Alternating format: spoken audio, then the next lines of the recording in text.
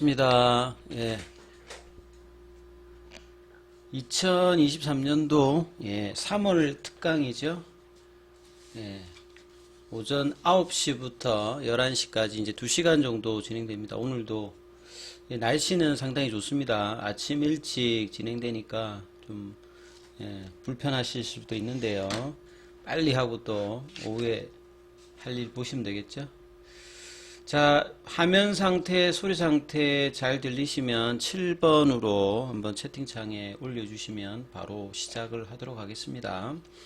아침 식사는 다 하셨는가 모르겠네요. 입장하신 분들. 그리고 실시간으로 이제 못 보시는 분들 같은 경우에는 나중에 녹화 영상 제가 보내드리든지 유튜브에 올려놓도록 하겠습니다. 그리고 질문은 언제든지 실시간으로는 하셔도 되고, 그 다음에 궁금하신 부분들은 카톡방에서 해주셔도 되고, 전화로 해서 물어보셔도 될 것 같습니다. 자, 오늘은 이제 피보나치 기법이죠. 소리가 울립니까? 괜찮습니까? 사강진 줄림 지금은 괜찮습니까? 소리 상태.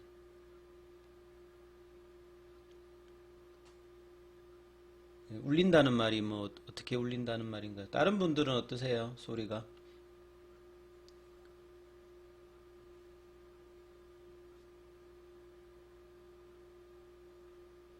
안 울린다 하는데요. 조이희님은 어떠세요? 울리세요? 잘 들린다 합니다. 그러니까 사강신 줄림 한번 마이크 상태, 스피커 상태 한번 조절 한번 해보시죠. 자, 그럼 시작하도록 하겠습니다. 2시간 하거든요. 한 50분 정도 하고 한 10분 정도 쉬고 그 다음에 또 50분 하고 10분 정도 쉽니다. 그래 특강 중에 자기가 뭐 궁금하신 종목이라든지 그런 부분들이 있으신 분들은 언제든지 채팅창에 올리시면 됩니다. 자, 그러면 바로 시작을 하죠.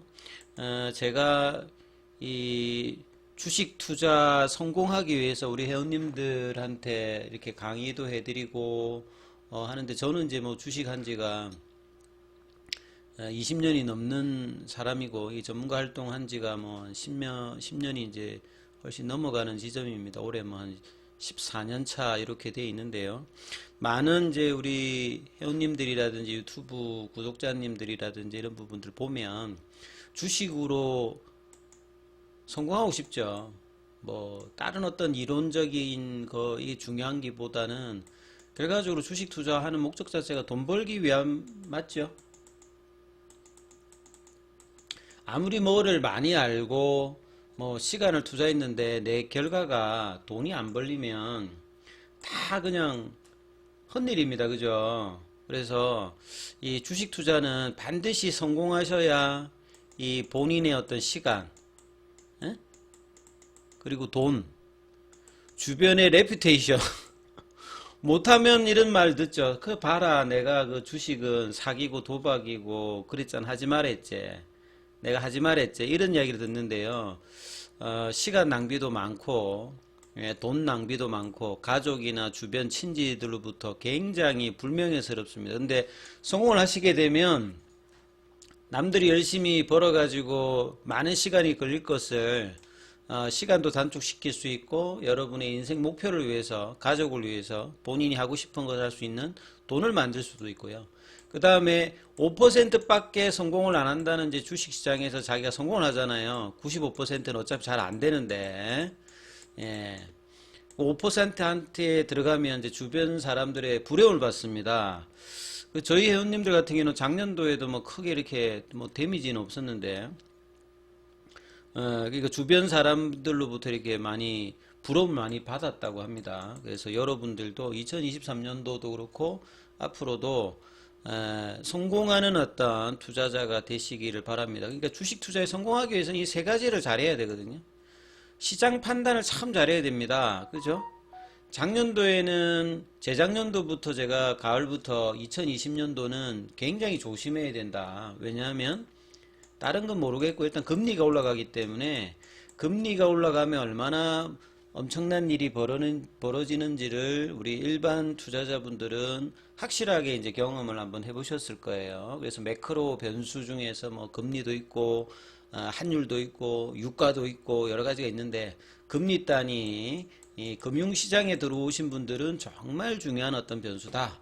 그리고 올해는 전반적으로 너무 그렇게 두려워하지 말자. 왜냐하면 작년에 이미 많이 빠졌기 때문에 내년도 2024년도가 일단 올라가잖아요. 뭐 대표적으로 우리 국내 기업 중에 시가총액의 한 4분의 1을 차지하고 있는 뭐 삼성전자나 SK하이닉스를 보더라도 올해가 이제 실적상으로 굉장히 안 좋지만 내년에 회복해버리면 내년도를 보게 되면 올해가 저점이 되는 거거든요. 이해되죠? 그러니까 저점이었던 시그널은 산업에 따라 좀 틀립니다만 뭐 재고가 떨어진다든지 메모리 가격 자체가 이제 바닥을 친다든지 이런 어떤 형성을 하게 되는 거고 이런 지점이 이제 2023년도에 나타나기 때문에 추가 하락보다는 뭐 이런 지점이 이제 2023년도에 가장 중요한 어떤 이제 실적과 시장에서 중요한 부분이고요. 그 다음에 이제 두 번째는 이제 기업 분석이죠. 시장이 안 좋아도 작년도 같으면 뭐 천연가스주라든지 뭐 그 방산주라든지 원전주라든지 뭐 리튬 관련주라든지 2차 전지주들은 시장보다도 강한 흐름들을 보였죠. 그리고 올해 같은 경우에도 시장이 안 좋다 했는데 시장도 뭐 1월 달에 좋았고 2월 달에 좀 등락을 합니다만 시장 대비해서 굉장히 강하게 이뤄가고 있는 게 이제 뭐 인공지능 관련되는 부분이라든지 로봇주라든지 이런 종목들, 그 다음에 최근에 이제 중국의 리오퍼닝 관련해서 이 산업재라든지 소재주들, 그 다음에 테슬라의 어떤 흐름과 같이 동반하고 있는 2차 전지, 그 다음에 뭐 대형주로 반도체주라든지 이런 부분, 자동차 섹터들도 그렇고요. 외국인들이 집중적으로 매수하는 섹터가 이제 그런 어떤 부분이 있습니다. 이런 부분들이 이제 기업 분석인데 여기에는 좀 일반인들이 많이 힘들어하는 재무제표 분석이라고 하는 양적 분석도 있고요. 우리가 바이오주들 좋아하시는 분들이 많이 하시는 질적 분석이 있습니다. 그러니까 양적 분석은 쉽게 말해서 이제 숫자로 이제 나타나는 거죠. 매출액이 얼마다, 영업이익이 얼마다, 그 다음에 뭐 부채 비율이 어떻다, 성장률이 어떻게 돼, 이렇게 뭐 숫자로 따져가지고 이 타겟팅 목표 가격이라든지 밸류에이션을 따지는 건데 이게 좀 일반적으로 좀 어렵죠. 뭐 퍼 레이셔도 나와요. 특히나 이제 바이오주들 같은 경우에는 뭐 실적이 없으니까 이런 어떤 양적 분석으로 할 수가 없죠. 그래서 이제 우리 뭐 HLB라든지 바이오주 좋아하시는 분들은 질적 분석을 많이 합니다. 질적 분석이라고 하는 말은 이 물질이 성공이 되었을 때는 이만큼 될 거야 뭐 이런 이야기. 근데 이만큼 될 거야 하는데 이만큼 안 되면 안 되기 때문에 질적 분석도 상당히 그 글로벌 어떤 제약바이오 어떤 시장의 어떤 흐름이라든지 그 각사가 가지고 있는 파이프라인의 경쟁력이라든지 CEO의 어떤 윤리성 뭐 이런 것들을 아주 이제 집약적으로 해야 사실은 질적 분석이 되거든요. 막연히 우리 파이프라인이 잘 될 거야.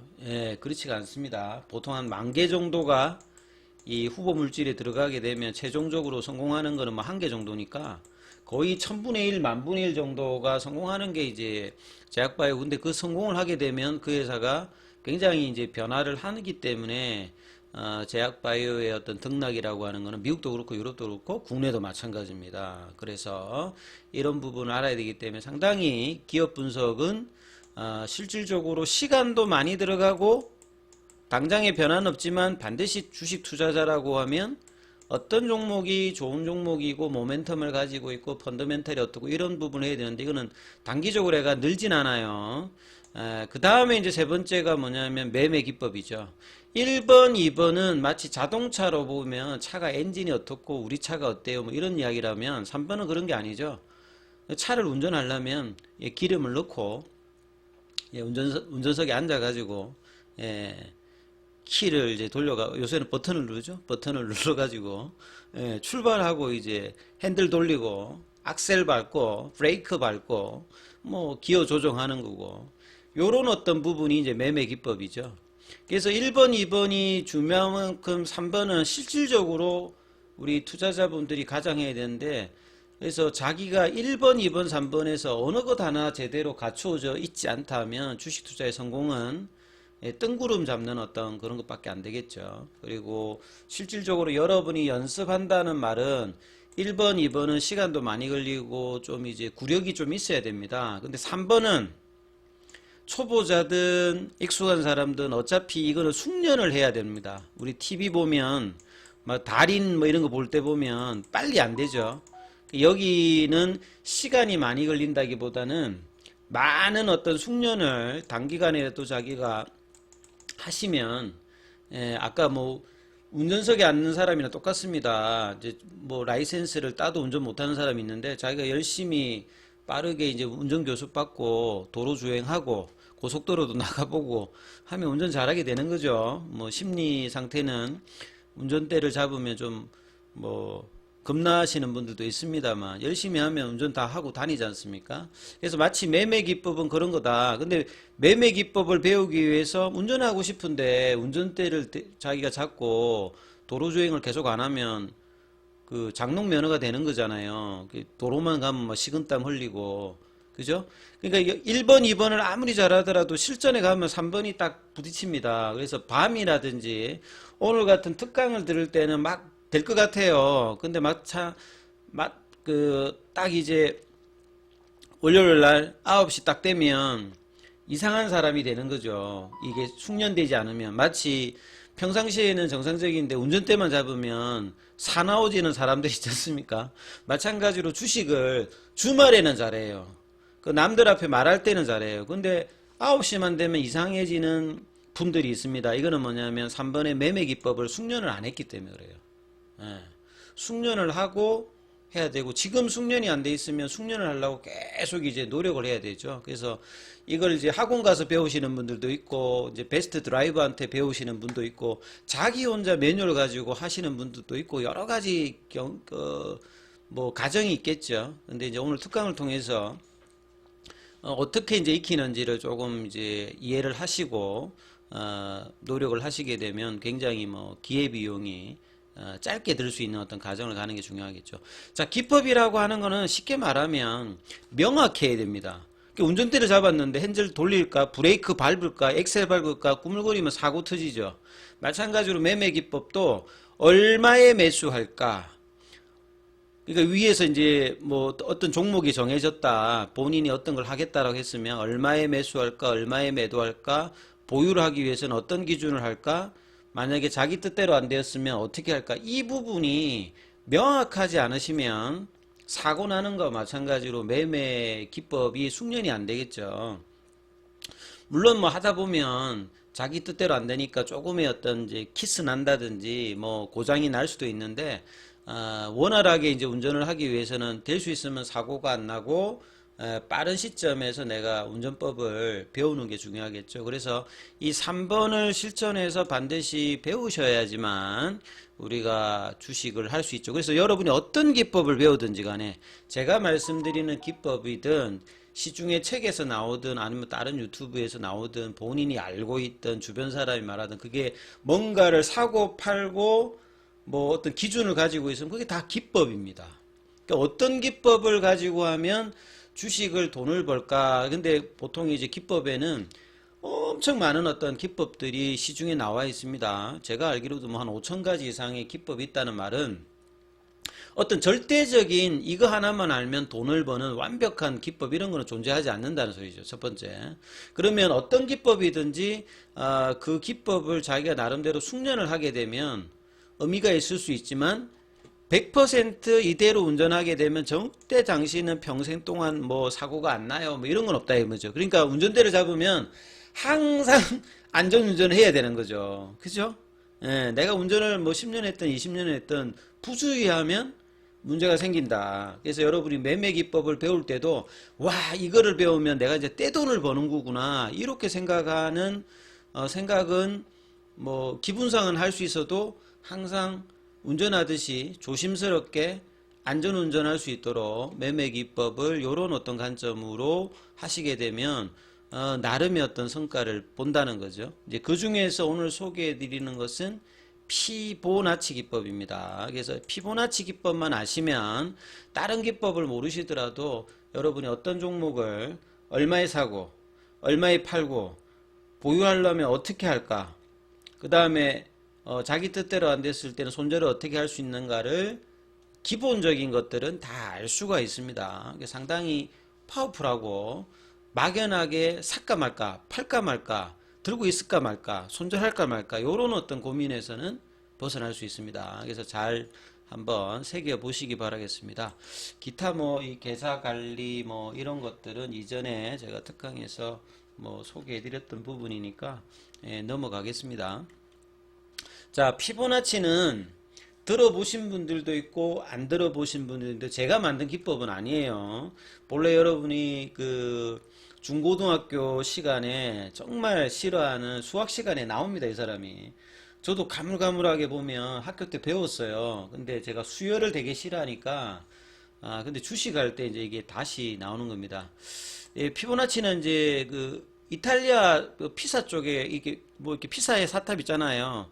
거기 도시에서 태어납니다. 아버지가 이제 상인이 돼가지고 그 이분이 이제 뭐 지중해 연안을 막 이제 뭐 이집트도 가고 뭐 여기저기 많이 돌아다녀요. 그래서 상업을 하다 보니까 일찍이 이제 숫자에 굉장히 관심이 많았죠. 그래서 아라비아 숫자 같은 경우에도 뭐 유럽에 소개를 하고 수학에서는 굉장히 유명한 리베 아바시라고 하는 뭐 저기 삼반서도 뭐 출간을 합니다.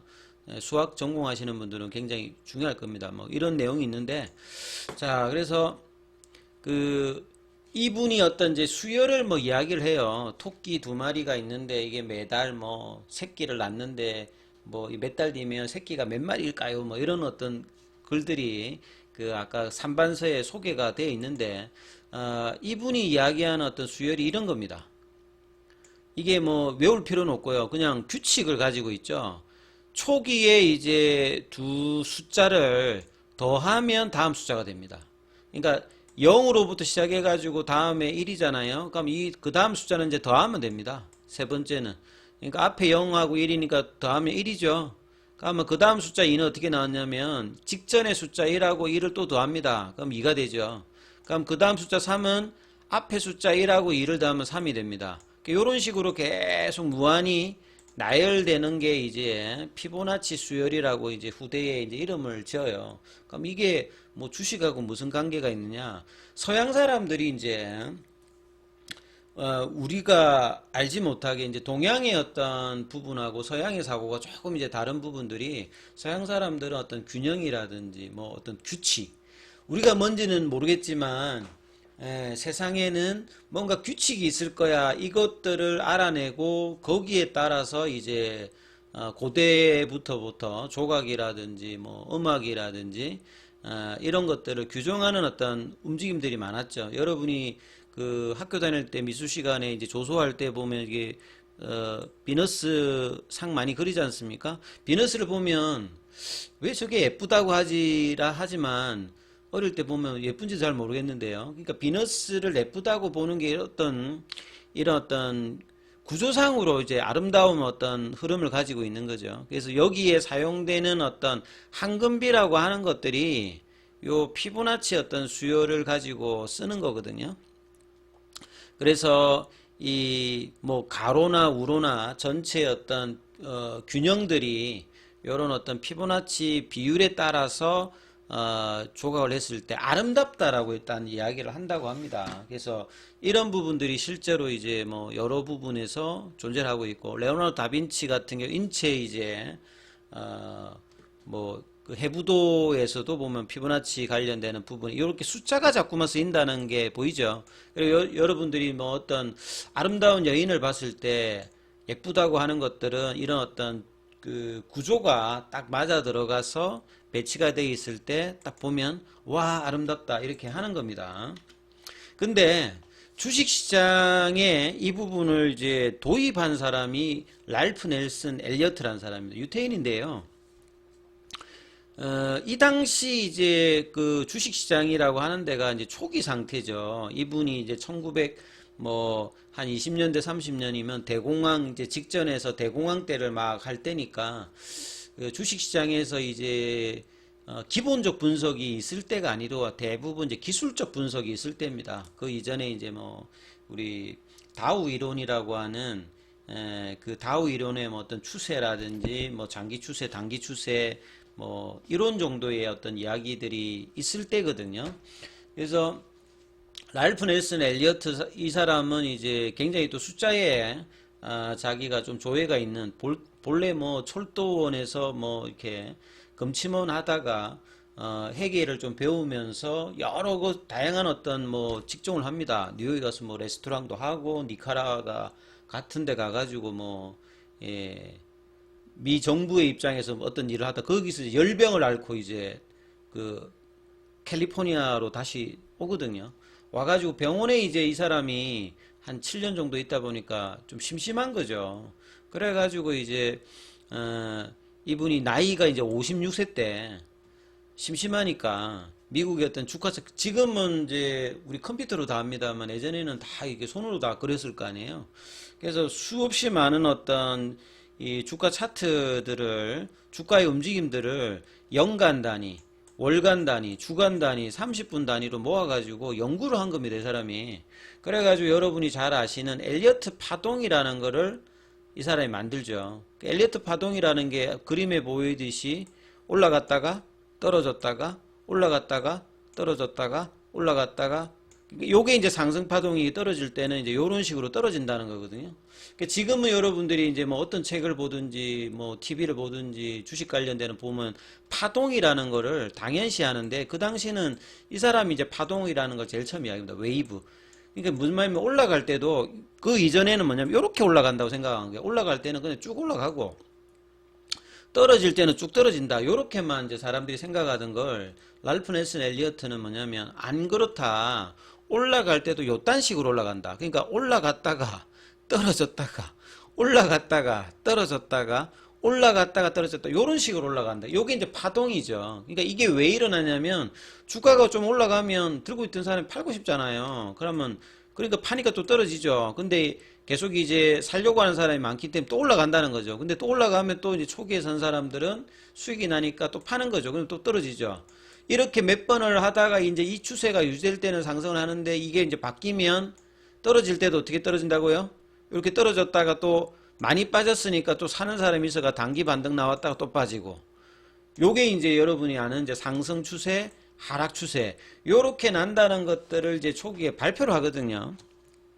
근데 문제는 뭐냐면 궁금한 거죠.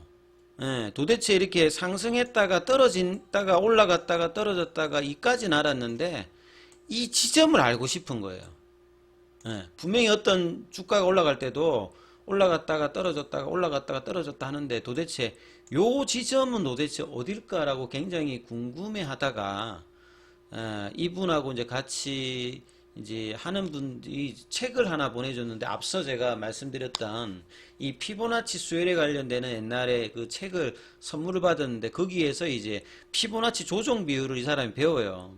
아, 그러면 요 지점이 피보나치로 보면 어디겠구나 이렇게 하면서 이제 이 어떤 그것까지 이제 일원화 시키면서 하고 이제 이분이 이제 하는데 그 당시에는 이제 이런 개념들 자체가 주식시장 자체가 뭐 대공황이다 보니까요. 많은 사람들이 이제 폭망한 상태이기 때문에 그렇게 관심을 가지지는 못했습니다. 그러다가 이제 이게 1950년대, 60년대에 이제 뭐 엘리어트가 죽고 난 다음에 엘리어트를 공부하는 사람들 어째 이제 뭐 책을 통해서 했던 사람들이 계속 연구를 했죠. 그러다가 1987년도에 미국이 하루에 주가 지수가 20% 넘게 빠지는 이 블랙 먼데이가 있었거든요. 그러니까 보통 이제 주식 시장에서는 뭐가 문제가 터지게 되면 누군가는 이걸 좀 예견한 사람이 없을까 이렇게 보거든요. 그러니까 마찬가지로 작년도에 여러분 주가가 빠지면 누가 이렇게 빠진 거를 이야기하는 사람은 영웅이 되지 않습니까? 그죠? 만약에 이제 좋다고 하면 좋다고 한 사람이 나중에 또 영웅이 되겠죠. 마찬가지로 이제 87년도에 미국 시장이 폭락하니까 누가 이렇게 말한 사람이 없을까 이제 보니까 사람이 나온 거죠. 당신은 어떻게 이렇게 폭락할 것을 예상했나 이렇게 하니까 내가 이 엘리어트 파동 이론을 공부한 사람이다. 이것 때문에 굉장히 유명해져 가지고 국내에도 이제 1990년대 92년도에 이제 외국인들에게 이제 시장이 개방이 되잖아요. 그래서 외국인이 가지고 온 것 중에서 대표적인 게 이제 이런 엘리어트 파동 이론도 막 들어왔는데 이걸 가지고 실질적으로 매매하기는 상당히 어렵습니다. 그래서 저도 이제 대학교 때 제가 이제 학부가 이제 경제학부니까 이 정권지 시장론을 배우면서 이제 이 부분을 했는데 궁금해가지고 이제 도서관 가서 책을 봐요. 랄프 넬슨 엘리어트 간에서 이제 번역한 책을 보면 무슨 말인지 하나도 못 알아들었어요. 한 두 번을 읽었는데 근데 이제 제가 왜 이제 이 부분에서 관심을 가지게 됐냐면 뭐 별로 실전하고 관계가 없을 것 같은데 이제 이 외국인 어떤 지분율이 우리나라에 상당히 높지 않습니까? 지금도 뭐 한 20% 후반 정도로 가지고 있으니까 뭐 미국계, 뭐 유럽계, 영국이라든지 그다음 뭐 중동 쪽이라든지 아시아권. 근데 외국의 어떤 외국인들의 어떤 영향이 굉장히 높기 때문에 외국인들은 도대체 어떤 식으로 주식을 하는가 굉장히 궁금하잖아요. 뭐 기본적 분석도 있고 기술적 분석도 있는데 그래서 외국인들이 보는 어떤 기술적 분석에서 가장 뭐 많이 보는 게 뭐냐 이렇게 한번 제가 물어본 적이 있습니다. 예. 그러니까 그때 이야기를 하더라고요. 피보나치 엘리어트를 주로 본다. 예. 그 말을 듣고 이제 다시 한번 책을 읽고 제가 이제 뭐 한 몇 년 동안 해보니까 어떻게 하면 좀 이렇게 해볼까 해서 제 나름대로 이제 연구한 부분들을 이제 완성시킨 게 제가 쓰는 이제 피보나치 기법입니다. 그래서 어떻게 쓰냐면요. 우리 HTS에도 피보나치 툴이라는 게 있습니다. 뭐 이렇게 그 여러 가지 툴들이 있는데 앞서 말씀드렸듯이 제가 쓰는 거는 조금 단순화 시킨 거예요. 아까 말씀드렸듯이 이 3, 5, 8이라고 하는 거는 피보나치 숫자가 이렇게 한다 했죠. 0, 1, 1, 2, 3, 5, 8, 13, 21 그냥 더하면 되는 거니까요. 그 다음에 34, 55, 그죠? 89. 일목균형 할 때도 이런 어떤 이제 시간의 어떤 숫자들이 굉장히 중요하잖아요. 그래서 이 피보나치를 한다는 말은 이 숫자가 시간하고 가격에 같이 결합됩니다. 그래서 이 숫자가 뭐냐면 시간에서도 상당히 중요하고요. 그러니까 날짜에서 중요하고 가격에서도 상당히 중요하단 말이에요. 그래서 이 부분을 쓰는데 제가 쓰는 거는 이 3, 5, 8을 중심으로 씁니다. 그래서 50원 기존에 이제 여러분이 어떤 데를 봐도 이제 50이 들어가는데 이 3하고 8은 조금 이제 다른 거죠. 그래서 저는 그냥 이게 3이라는 숫자를 확대해서 30%를 쓰고 이게 50%, 80% 이렇게 쓰는데 요걸 뭐 어떻게 쓰냐면 요걸 눌림목으로 봐요. 이 50%짜리를 여기는 추세까지 봐요. 그 다음에 여기는 이제 낙폭과대다. 이 무슨 말이냐면 아까 이야기했잖아요. 주가가 올라가려면 이렇게 올라갈 때도 그냥 안 올라가고 이딴 식으로 올라간다 했잖아요. 맞죠? 그러면 어떤 종목이 이렇게 상승파동이 딱 나타났다. 그러면 이 상승파동을 이렇게 만들어낸 사람들은 누구냐면 우리는 절대로 이렇게 상승파동을 나타내지 못합니다. 여러분하고 저하고는 아무리 해도 어떤 종목을 몰라요. 이제 뭐 거래량이 작다든지 시가총액 작아서 같이 사봅시다 하면 올라갈 수도 있을란가 모르겠는데 지속력이 없어요. 왜냐하면 팔기 때문에. 그리고 중간에 이탈하거든요. 그래서 어떤 종목을 이렇게 추세적으로 이렇게 여러분 눈에도 왼쪽에서 오른쪽으로 이렇게 올렸다는 말은 외국인 아니면 기관 아니면 소위 이제 세력이라고 하는 어떤 그 계획적이고 의도적인 어떤 사람들이 집중적으로 꾸준히 샀기 때문에 올라가요. 그죠? 제가 사가지고는 안 올라가요. 여러분이 사도 안 올라가요. 올라가면 팔 거니까. 그러니까 어떤 종목에 이런 흐름이 나왔다라고 하는 것은 이 흐름에 어떤 이제 세력이 유입되었다. 그러니까 수급이 좋아서 이렇게 만들어진 거거든요. 그러면 이제 궁금한 거는 이제 차트상으로 이런 모습이 나왔을 때 이제 우리가 생각해야 되는 건 뭐냐면 이게 계속 갈 건가? 아니면 떨어질 건가? 옆으로 갈 건가? 요걸 이제 고민하면 되죠. 그러니까 계속 가려고 하면 어떤 식으로 갈까? 만약에 이제 이게 상승이 끝나고 떨어질 거라면 이 판단만 할 수 있으면 뭔가 수익을 낼 수 있는 모델이 있겠죠. 왜냐하면 아까 말씀드렸듯이 이렇게 올라가면 떨어졌다가 다시 올라가잖아요. 그죠? 그럼 이렇게 다시 올라가기 위해서는 어떤 흐름이 나와야 될 건가? 그래서 제가 아까 여기를 눌림목이라 했잖아요. 자, 여러분, 눌림목이라고 하는 말은 뭐냐면 눌려줬다가 올라갈 때를 눌림목이라고 합니다. 눌림목이라고 했는데 눌려줬다가 떨어지면 이건 눌림목 아니죠. 그래서 30%짜리라고 하는 말은 눌림목이니까 만약에 자기가 이 종목을 본의 아니게 가지고 있는 사람 입장에서는 이 30%짜리가 안 깨지면 계속 보유가 가능해요. 예?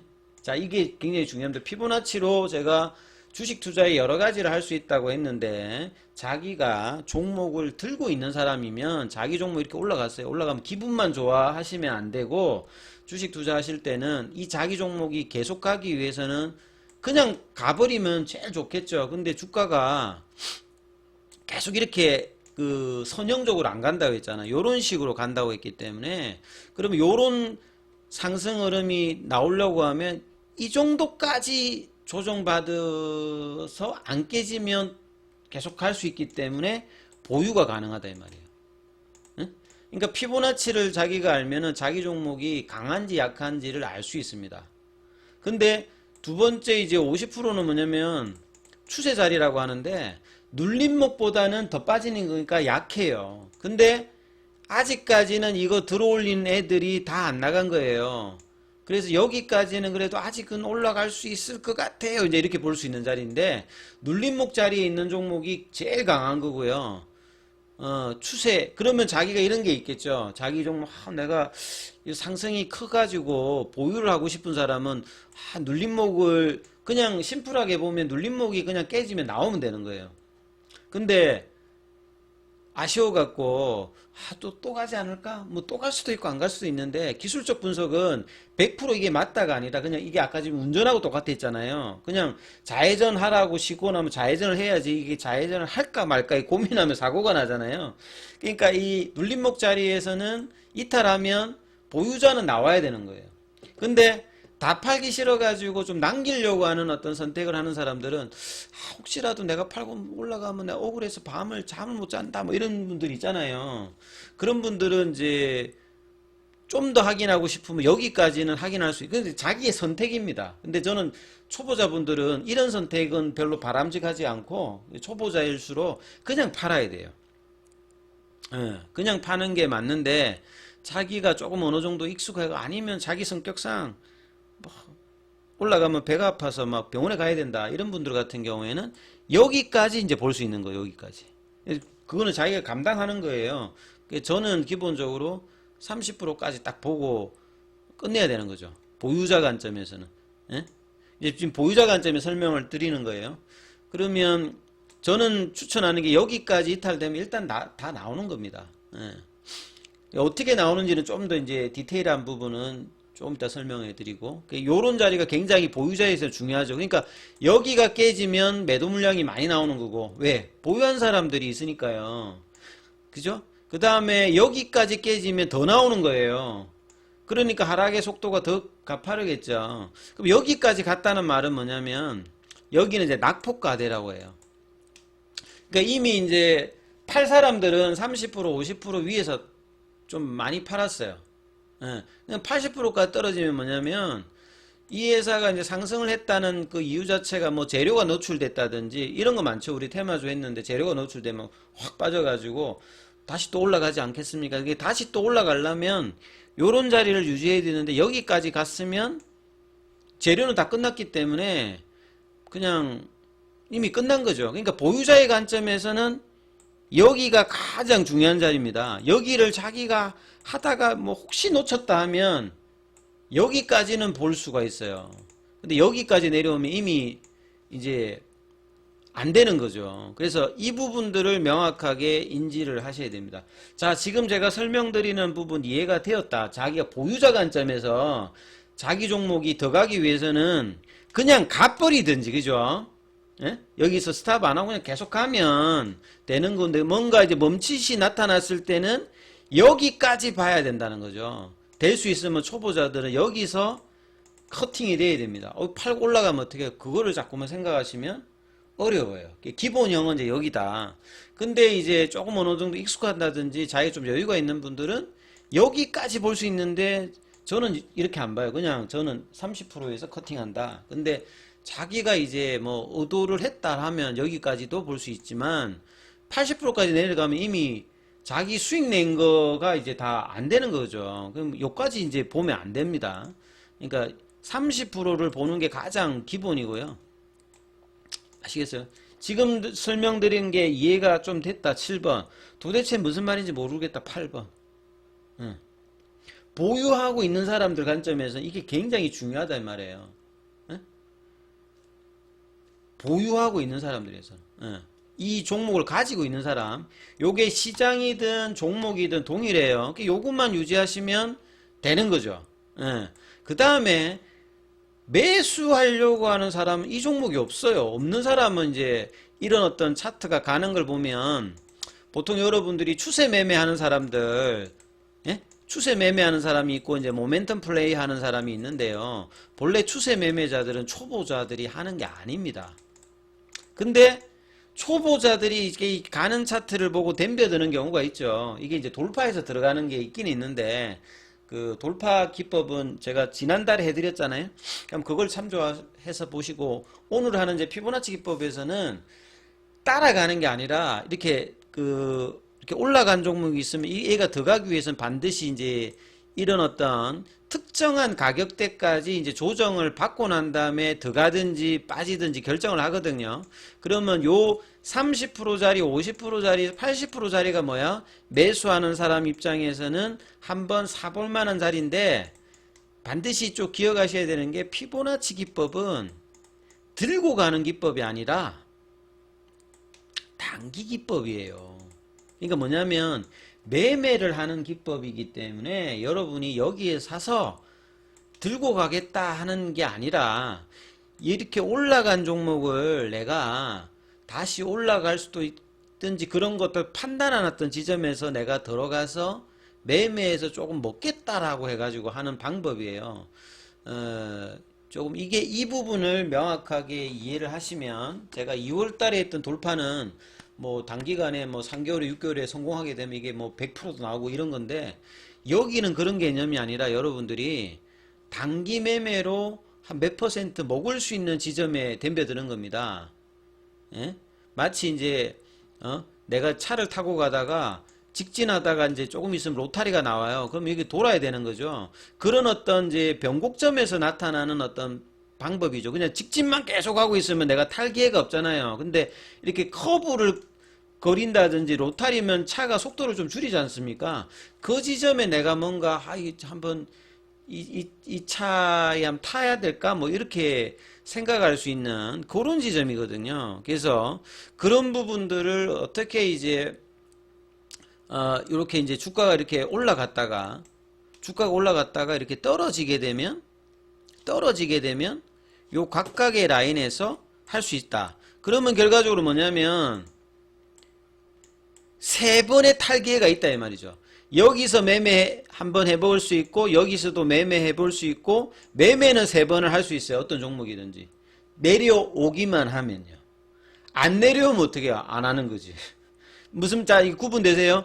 자 없는 사람 입장에서는 어떤 종목이 이렇게 상방에 어떤 흐름이 나타났다. 그러면 이 종목이 뭐 더 갈지 안 갈지 우리가 판단할 수 있는 라인이 세 개가 나오는데 이거를 세 번의 어떤 매매 기회로 삼을 수 있다. 에? 뭐 이렇게 올라가게 되면 50% 80%짜리는 없겠죠. 근데 여기서 올라가든 떨어지든 한번 매매로 해서 내가 먹을 수 있는 기회가 있고 이 자리도 내가 매매해서 먹을 수 있는 자리가 있고 여기서 매매해서 먹을 수 물론 매매해가지고 못 먹을 수도 있어요. 근데 확률적으로 매매하면 이 피보나치 기법은 왜 앞에 채강을 달았냐면 여러분이 하나 제가 하나 주식을 처음 하는 사람이나 뭐 오래 한 사람이 하나 확률은 다 비슷비슷해요. 보통 한 70% 80% 먹어요. 그리고 20, 30%는 안 됩니다. 제가 하나 여러분이 하나. 그러니까 10번 하면 내가 7, 8번을 먹는 거고 2번, 3번은 안 되니까 매매 기법으로 성립을 하는 기법이다 이 말이에요. 근데 보유자는 아까 뭐랬어요? 내가 어떤 종목을 가지고 있는 종목이 떨어지고 있으면 피보나치 기법을 뭐 사용할 필요가 없겠죠. 근데 뭔가 어떻게 올라갔다 하면 이 자리를 유지하면 내가 들고 있으면 돼요. 아니면 뭐야, 주가가 계속 그냥 올라가 버리든지 이 가격까지 안 내려오면 그 종목이 좋으니까 그냥 계속 들고 있으면 돼요. 근데 저 자리를 이탈하게 되면 여러분이 행동을 하는 겁니다. 행동. 여기서 행동. 예? 행동. 그러니까 보유자와 매수자의 요런 어떤 부분을 알면 이제 매매가 발생할 수 있는 어떤 흐름이다. 그래서 자, 그러면 이제 구체적으로 어떻게 하려고 하면 이제 저걸 어떻게 쓸까? 이제 하면 우리가 이제 차트로 여기서는 뭐 시장 상황이라든지 어떤 종목이든 이거는 일단은 상관이 없습니다. 어떤 종목이라도 여러분이 주말에 차트를 놓고 종목을 찾을 때 여기서는 기업의 어떤 상황이라든지 시장 상황 이런 것들을 일단 무시하시고 어떤 종목이든지 간에 차트를 딱 봤을 때 어떤 식으로 된 거를 내가 피보나치로 접근할 수 있느냐.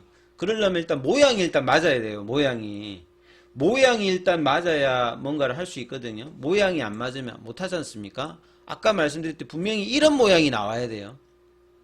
차트상으로. 그러기 위해서는 자, 우리가 차트를 설정할 때 120일을 딱 기준으로 삼아서 일봉으로 보시면 됩니다. 자, 일봉이라고 하는 말은 여러분이 기본 HTS나 뭐 MTS를 여시면 다 일봉으로 세팅되어 있어요. 그죠? 일봉으로 다 세팅되어 있잖아요. 그러니까 예를 들어서 뭐 요게 일봉이죠, 일봉. 우리 이제 키움증권에 들어가서 차트를 보시면 이게 셀트리온이다. 그럼 여기 일자대 이게 일봉이라고 그러죠. 그리고 예, 오른쪽에 보시게 되면 여기가 이제 날짜 수를 넣는데 여기에다가 이제 120일을 놓고 보라 이 말이죠. 예, 요렇게. 그러면 120일이니까 우리 그 차트에서 나라는 이 120이라고 하는 것은 우리 칼렌더 데이 기준이 아니에요. 그러니까 토요일하고 일요일은 빠지지 않습니까? 그러면 우리 한 달이 30일 뭐 이렇게 되는 게 아니라 한 달이 한 25일 정도가 되겠죠. 25일 정도가 되겠죠. 그러면 보통 이제 뭐 한 20일 정도를 빼버리고 나면 한 달 평균이라고 보통 이제 삽니다. 이거보다 좀 더 많은 날도 있는데 20일을 한 달이라 치면 이 120일이라고 하는 거는 6개월이에요. 6개월. 6개월 동안의 차트 흐름의 어떤 가격의 어떤 변화들을 그 표시하는 게 이제 이 차트거든요. 예, 일봉 차트라고 하는 이 부분들은 6개월 동안의 어떤 그 종목의 가격의 어떤 등락을 보여주는 거죠. 그래서 이런 부분을 이제 하는 거다. 그러면 제가 말씀드렸듯이 120일 기간 동안에 6개월 동안에 일봉 기준으로 뭐 주봉이나 월봉이나 분봉에도 해당되는데 기본형을 먼저 아셔야 됩니다. 일봉 기준으로 하는데 모양이 이제 왼쪽에서 오른쪽으로 돼야 되죠. 그러면 무슨 말이냐? 그림부터 먼저 판단할 수 있어야 됩니다. 요 AI 시키면 잘할 것 같아. 근데 이제 셀트리온 보면 자 보시면 무슨 말이냐면 여기에 그 세팅이 여기 보면 최고가하고 최저가가 나오죠. 이걸 이제 표시하려고 하면 여기 이 톱니바퀴 모형이 있습니다. 이 본인이 사용하시는 HTS마다 좀 다릅니다만 여기를 딱 클릭하시게 되면 보통은 이제 이렇게 최고가 최저가가 이렇게 표시되어 있어요. 이게 옆에 콤보 표시에. 요게 만약에 없으면 제가 보듯이 최고가 최저가가 차트에 안 나타나는데 이렇게 표시가 되어 있으면 요렇게 다 뜹니다. 예. 요렇게 다 표시가 된다는 말이죠. 그럼 무슨 말이냐면 요거는 이제 그림을 그리면 여기가 최고가고 여기가 최저가니까 요런 식으로 이렇게 그림이 나오겠죠. 아까 제가 피보나치 쓰려고 하면 이런 식으로 나와서 주가가 떨어지면 30%짜리 뭐 50%짜리 80%짜리 뭘 하는데 이런 모양이 지금 안 되잖아요. 거꾸로 돼 있죠. 이거는 왼쪽이 위에고 오른쪽이 아래니까 요거는 피보나치 적용이 될까요? 안 될까요? 여러분들? 될 것 같다 1번, 안 될 것 같다 2번 한번 해보세요. 공부는 이렇게 좀 하셔야 되는데 될 것 같다 1번, 안 될 것 같다 2번. 지금 그냥 공부를 한번 해보세요. 금방 피보나치를 적용하려면 차트에서 일단 찾아야 되는데 모양이 최고가가 왼쪽에 있고 최저가가 있으면 여러분이 찾으셔야 되는 그림은 왼쪽에서 오른쪽 올라가야 돼요. 근데 이건 안 되겠죠. 그러면 셀트리온 가지고 일봉에서 피보나치 찾으려 해도 안 되는 겁니다. 기본적으로. 그죠? 안 된다 이 말입니다. 이제 그렇게 해서 최저점이 왼쪽에 가 있어야 되고요. 그 다음에 최고점은 오른쪽으로 가 있어야 된다. 그리고 오늘 응용까지 제가 드리면 우리 정연방에서 제가 이런 말씀을 드리지 않습니까? 질문하시면 요게 이제 기본형이고요. 기본형이란 말은 그냥 차트에서 그냥 표시를 다 해주죠. 근데 자기가 매매를 좀 더 하고 싶다 응용을 할 때는 최저점을 이제 별도로 잡아야 됩니다. 그러니까 차트상에 나오는 최저점은 그냥 기본형으로 딱 나오는데 자기가 매매를 더 하고 싶으면 마디 저점을 잡을 수 있어야 됩니다. 그 다음에 이제 지난달에 배웠던 돌파를 배웠던 분들은 돌파를 가지고 또 최저점 잡는 방법이 있거든요.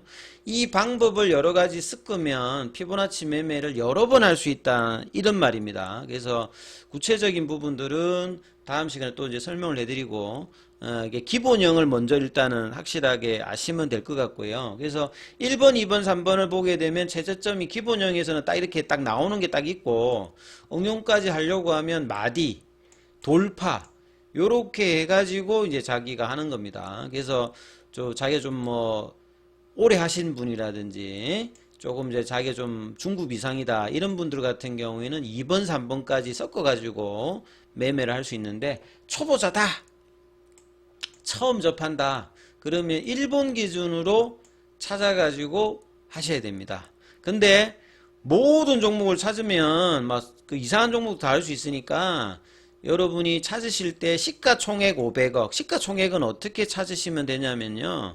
자, 이렇게 차트 그림이 있으면 시가총액을 어떻게 이제 뭐 시가총액이라고 하는 말은 이 종목의 가격하고 주식수를 다 곱하면 그게 시가총액인데 여러분이 찾을 필요는 없고요. 그냥 어디를 보시든지 이렇게 시가총액이 다 표시가 됩니다. 그죠? 시가총액으로 셀트리온 같은 경우에는 21조라고 돼 있죠. 그러니까 21조니까 기준이 500억 미만이면 사실 세력이나 외국인들이나 기관도 안 하거든요. 그러니까 여러분 같은 사람들만 붙어가지고 하면 매매하기가 좀 곤란하잖아요. 그래서 500억 미만인 종목은 하지 마시고요. 그 다음에 주가도 1000원짜리 미만은 이게 보통 동전주라고 하잖아요. 요런 어떤 종목들은 또 제외를 해버리시고 그 다음에 해외 국적은 뭐 보통 중국 관련되는 종목이죠. 홍콩에 상장돼 있고 중국 뭐 이런 거는 하지 마시고 대부분이 결과가 안 좋습니다. 그 다음에 관리 종목이라든지 앞에 우선주 뭐 이런 거 돼 있는 것도 될 수 있으면 하지 마시고 뭐 1년 미만 신규 상장 종목은 뭐 최근에 좀 하기도 하는데 초보자분들은 될 수 있으면 요것도 좀 피하시고요. 그 다음에 4번이 되게 중요합니다. 이거를 모르시는 분들이 많은데 거래 대금이 평균 10억 요거 다시 한번 설명해 드리면 무슨 말이냐면 여러분이 예를 들어서 어떤 종목을 하는데 요 밑에 보면 여기 이제 거래량이거든요. 그러면 거래 대금이라고 하는 말은 무슨 말이냐면 거래 대금이라고 하는 건 주가에다가 거래량을 곱하면 이제 거래 대금이죠. 예를 들어서 뭐 이렇게 주가가 있고 이렇게 거래량이 있잖아요. 그럼 이걸 곱하면 거래 대금입니다. 그럼 거래 대금이 10억이다. 10억 이상이 돼야 되거든요. 그 셀트리온 같은 경우는 뭐 어디를 누르시든지 그러니까 120일 동안에 어디를 눌러도 18만원짜리니까 10억이 넘어가려고 하면 뭐 한 5만 주만 넘어도 되는 거아요? 5천 주만 넘어도 되는 거? 뭐 10만 원짜리 이상이니까 뭐 한 만 주만 넘어도 되잖아요. 그러니까 어디를 눌러도 여러분들 이게 다 되죠. 어느 날을 눌러도 다 되지 않습니까? 예? 밑에 거래대금이라고 이게 표시가 돼 있잖아요. 그죠? 100만 원, 1000만 원, 억, 10억. 예. 거래대금이 뭐 1000억이 항상 넘지 않습니까? 어디를 눌러보셔도. 예. 그러니까 여러분들이 이제 이런 게 있습니다. 그럼 예를 들어 가지고 제가 시가총액이 낮은 걸 한번 때려 볼게요. 시가총액이 낮은 거를 한번 때려 보겠습니다. 이게 500억 미만인 거. 예를 들어서 솔트웨어다. 솔트웨어 차트 보면 와 왼쪽에서 오른쪽으로 올라간 부분이 있어요. 이걸 가지고 피보나치 될 수 있을 거라 했는데 시가총액이 500억이에요. 500억 위에 있으니까 좀 해볼 만한가 이랬는데 거래량을 이렇게 딱 때려보면 이게 2,000원짜리다 생각하면 한 50만 주 정도가 나와야 10억이 넘습니다. 근데 이게 120일 동안 어디를 딱 찍어보면 10억이 안 되는 데가 대부분이에요. 그죠? 10억이 넘는 날도 있는데 10억이 안 되죠. 10억이 넘는 날도 있어요. 근데 안 되는 날이 더 많아요. 예. 뭐 7억, 6억. 예? 그러니까 주가하고 거래량을 곱하면 이 종목의 거래대금인데 거래대금이 뭐 1억, 1억 요런 게 많이 나오는 종목들은 하지 마시다 이 말이에요. 전문가님 지금 이거는 요즘에는 10억이 아니라 뭐 지금 뭐 몇십억도 나오는데요 뭐 이러잖아요. 예? 2월 달에는 이제 주가가 올라가서 이렇게 어떤 날에는 뭐 50억도 나오고 그래요.